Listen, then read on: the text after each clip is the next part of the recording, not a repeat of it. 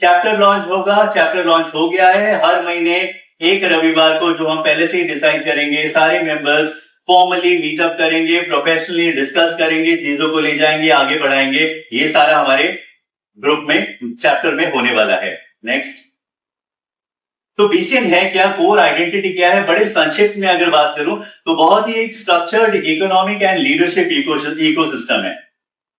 Leadership इसलिए क्योंकि यहां पर बैठा जो भी इंसान है, हम सब ब्राह्मण बंधु भाई कुछ ना कुछ, कहीं ना कहीं कुछ ना कुछ कर रहे हैं, चाहे अपना बिजनेस है, चाहे अपना प्रोफेशन है, कुछ तो कर ही रहे हैं। बाय द वे, आप लोग में से कितने लोग हैं जिनका अपना व्यवसाय है?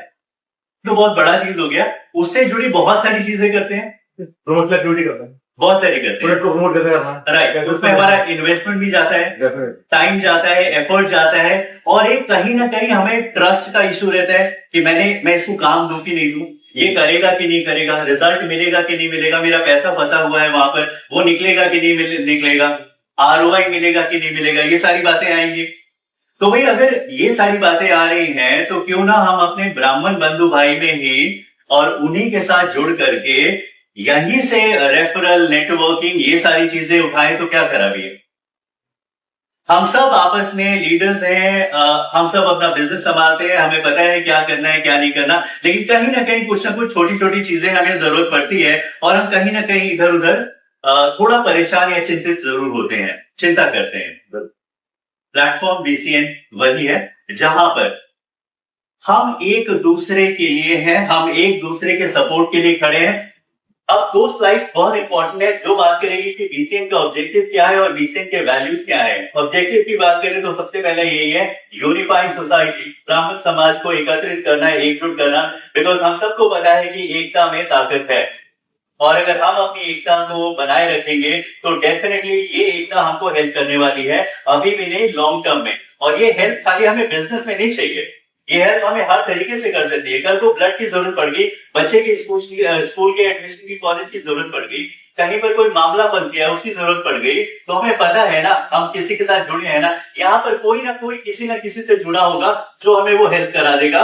और ऑल सेड एंड डन, हम सब का जन्म एक समाज में होता है, एक कम्युनिटी में होता है, अगर हम लोग बढ़ने का प्रयास करते हैं, है ना।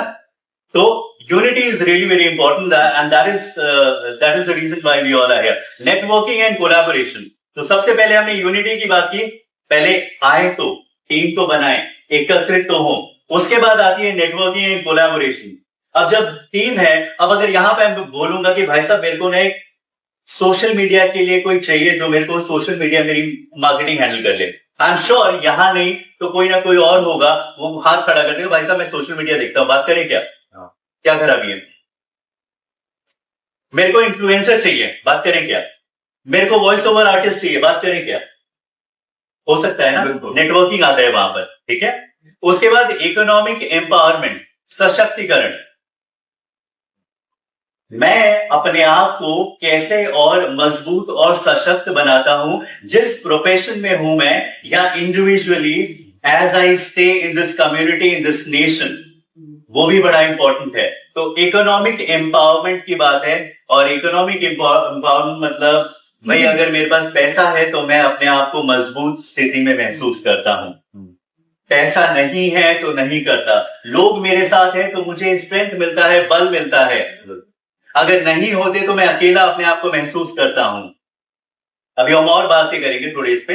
बिल्डिंग फ्यूचर लीडरशिप, यहीं पर अभी तो हमें ऐसा कैजुअल थोड़ा सा ऐसा ग्रुप दिख रहा है, बट आगे चल के हम ही अपने आप को और फर्दर डेवलप करेंगे और फर्दर लीडरशिप क्वालिटीज अपने अंदर ले आएंगे, उसके लिए बहुत सारे इंटरवेंशन करेंगे, वो सब आने वाला है।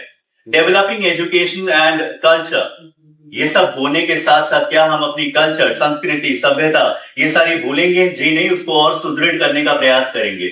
हमारे बच्चों तक, हमारे घरों तक भी ये बातें जाएंगी, समाज में ये बातें जाएंगी। आप देख रहे होंगे कि अभी ही कलयुग में जहां पर हम खड़े हैं, हमारी स्थिति क्या है, आने वाले समय में और क्या ये अच्छी होगी, ये डिटीरियोरेट होगी। तो अगर अभी हम खड़े नहीं होंगे, अभी अगर हम संस्कार की बात नहीं करेंगे, कल्चर को लेकर के नहीं चलेंगे, संस्कृति पे ध्यान नहीं देंगे, तो डेफिनेटली अपने आप से कुछ नहीं होने वाला।